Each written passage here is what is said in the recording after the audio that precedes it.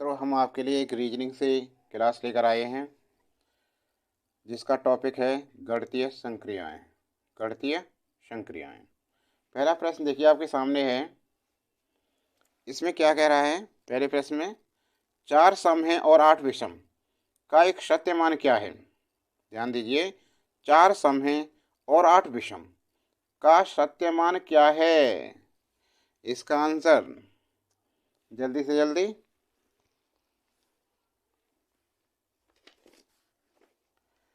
क्या होगा? देखिए, ये असत्य होगा। बी बिल्कुल इसका सही है, असत्य। अब कैसे असत्य है? देखो, कथन क्या है? कथन है 4 सम हैं, ये तो सही बात है, 4 सम हैं और 8 विषम हैं। 8 क्या है? विषम है। ठीक है ना? असत्य है। क्यों है असत्य? देखिए, क्योंकि 8 भी क्या है? सम संख्या है, सम है। सम संख्या कौन सी होती है? जो 2 से विभाजित होती है सम संख्या। तो 2 से 4 भी कट रही है, 8 भी कट रही है, तो सम है। ये कह रहा है विषम, तो गलत है, ये हमारा असत्य है। तो बी बिल्कुल विकल्प सही है। समझ में आया ना? नेक्स्ट सवाल देखिए। फरहान राजू से ज्यादा रन बनाता है, सिमरन नीतू से ज्यादा किंतु राजू से कम रन बनाती है, तो कौन सबसे अधिक रन बनाता है? नीतू, फरहान, सिमरन, राजू। जल्दी से बताइए इसका। देखो, इस सवाल को ऐसे लिखिए, फरहान राजू से ज्यादा रन बनाता है, मतलब फरहान फरहान बड़ा राजू, ऐसे लिख लो। ठीक है ना? 9 की तरफ छोटा होता है, इधर इधर बड़ा। तो फरहान राजू से ज्यादा रन बनाता हो गया। सिमरन नीतू से ज्यादा किंतु राजू से कम रन बनाती है, तो ये क्या हुआ? राजू के बाद आएगी सिमरन। सिमरन नीतू से ज्यादा, सिमरन। तो फिर क्या आएगी? देखो, फिर आएगी सिमरन, और सिमरन के नीचे क्या है? सिमरन नीतू से ज्यादा।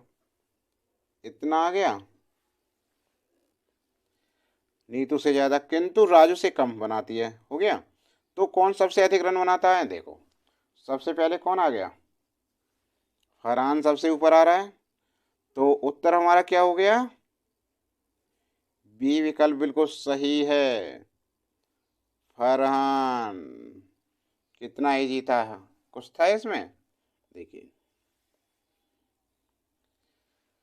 एक रेलगाड़ी में सेना के कुल 1200 व्यक्ति यात्रा कर रहे हैं, जिनमें कुछ जवान और कुछ कप्तान हैं। प्रत्येक 15 जवानों पर एक कप्तान नियुक्त है। बताइए इस समूह में कुल कितने कप्तान हैं? 80, 78, 75, 72। जल्दी से बताइए भाई। सवाल को ध्यान से पढ़िए। एक रेलगाड़ी में सेना के कुल कितने हैं? 1200 व्यक्ति यात्रा कर रहे हैं। सेना के कुल 1200 व्यक्ति यात्रा कर रहे हैं, जिनमें कुछ जवान हैं और कुछ कप्तान हैं। प्रत्येक 15 जवानों पर एक कप्तान नियुक्त है। 15 पर एक कप्तान। बताइए इस समूह कुल कितने तो माना?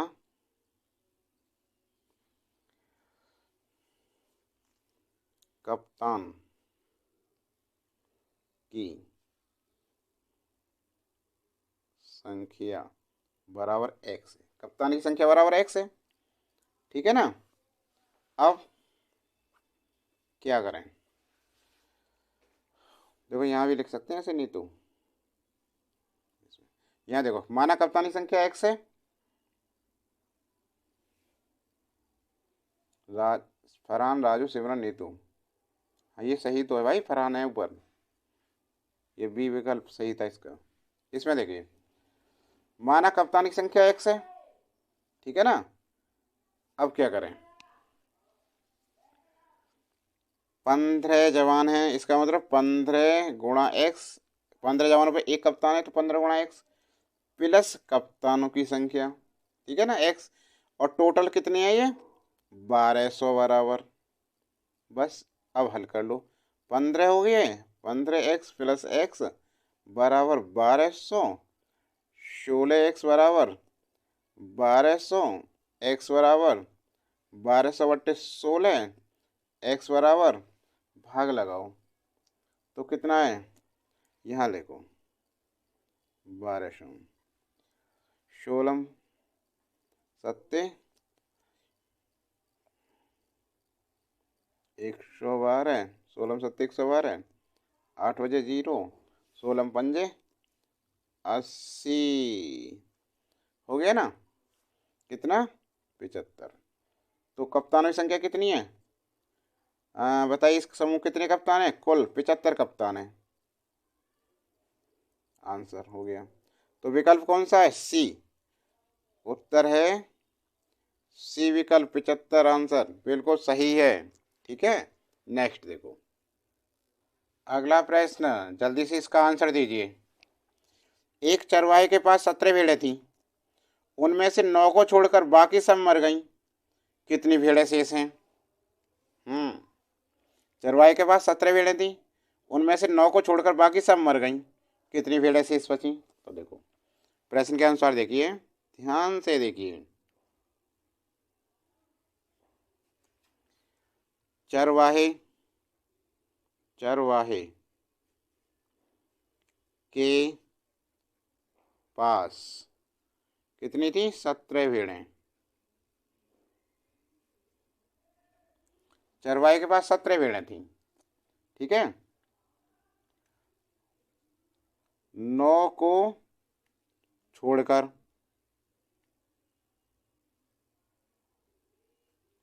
9 को छोड़कर बची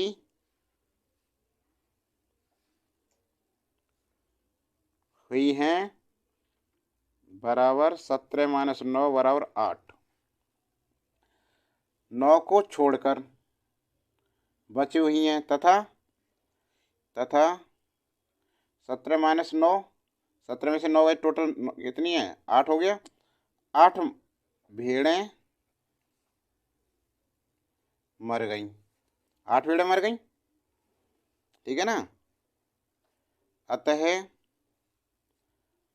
चरवाहे के पास 9 भेड़ें शेष बची हैं। एक चरवाहे के पास 17 भेड़ें थी, उनमें से 9 को छोड़कर बाकी सब मर गईं, कितनी भेड़ें शेष हैं, तो 9 ही शेष बची। तो ये आंसर विकल्प ए इसका बिल्कुल सही है, आंसर ए 9। समझ में आ गया ना। अगला देखो 5वां, एक 79 मीटर ऊंचे गोल खंभे पर एक बंदर 1 मिनट में 4 मीटर चढ़ता है, लेकिन दूसरे मिनट ही 1 मीटर नीचे खिसक आता है। खंभे के ऊपरी सिरे पर एक मीटर नीचे खिसक आता है। खंभे के ऊपरी सिरे पर बंदर को पहुंचने में लगने वाला समय होगा। 79 मीटर ऊंचे गोल खंभे पर एक बंदर 1 मिनट में 4 मीटर चढ़ता है, लेकिन दूसरे मिनट ही 1 मीटर नीचे खिसक आता है। खंभे के ऊपरी सिरे पर बंदर को पहुंचने में लगने वाला समय। देखो ध्यान से देखो इस सवाल को, यहाँ देखिए, बंदर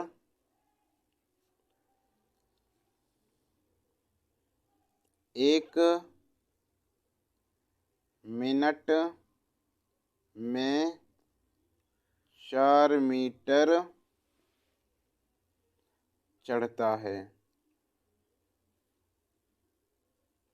ठीक है, यही तो कह रहा है प्रश्न में, 1 मिनट में 4 मीटर चढ़ता है, लेकिन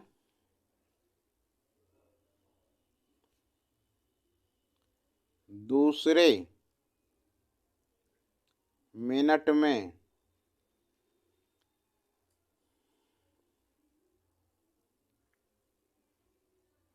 दूसरे मिनट में 1 मीटर नीचे खिसक जाता है। 1 मीटर नीचे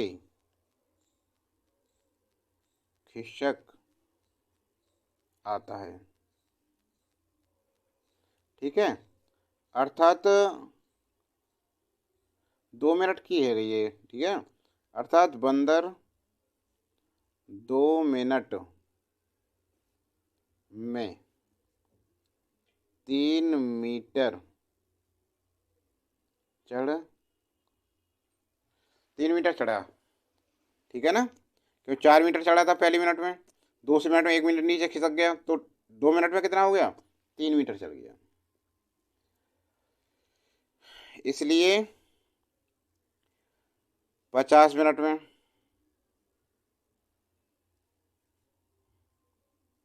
में चढ़ेगा कितना?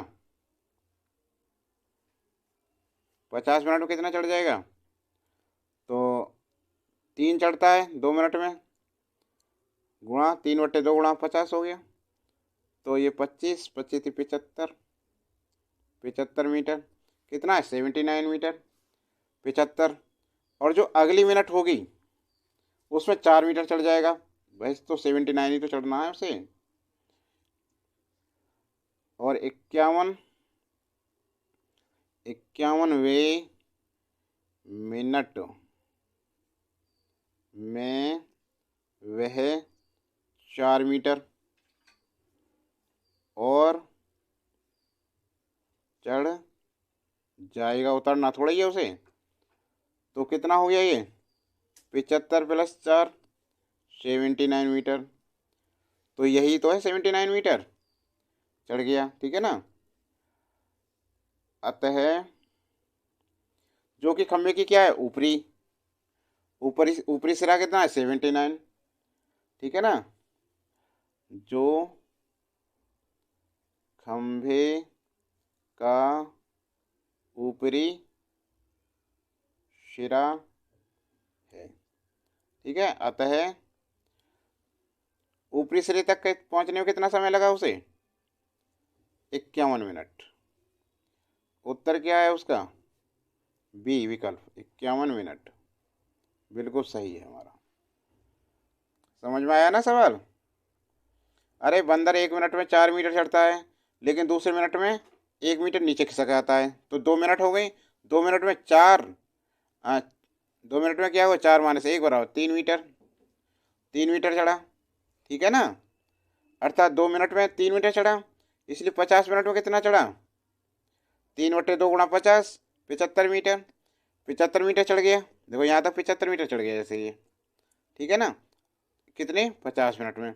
अगली मिनट में 1 मिनट में कितना चढ़ गया? 4 मीटर चढ़ गया। यहाँ कितना है? 79। यहीं तक पहुँचना, शिखर पहुँच गया, फिर किसके का क्यों आगे क्या लगाएंगे? ठीक है ना, तो उत्तर 51 मिनट सही है बिल्कुल। अगला प्रश्न देखिए, यदि 15 - 3 = 9, 10 - 2 = 4, 2 - 20 = 8, तो 2 - 25 बराबर क्या होगा? का मान ज्ञात करें। ठीक है, अब इस सवाल को देखिए, यदि तो क्या करेंगे इसमें? देखो 15, यदि हैज के स्थान पर हम गुणा कर दें, ठीक है, 9 नहीं 5 रख दें, इसे बटे में रखें हम 5, 5 तिया 15, 3 तिया 9 हो गया, 9 आ गया।